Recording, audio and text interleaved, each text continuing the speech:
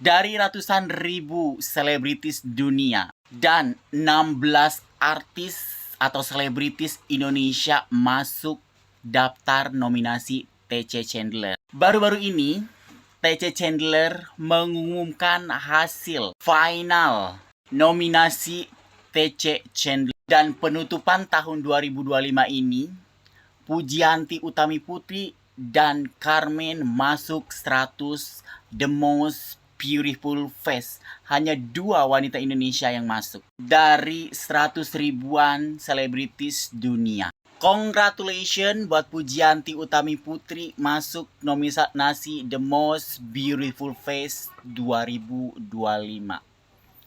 Pujianti Utami Putri pun ada di urutan nomor 94.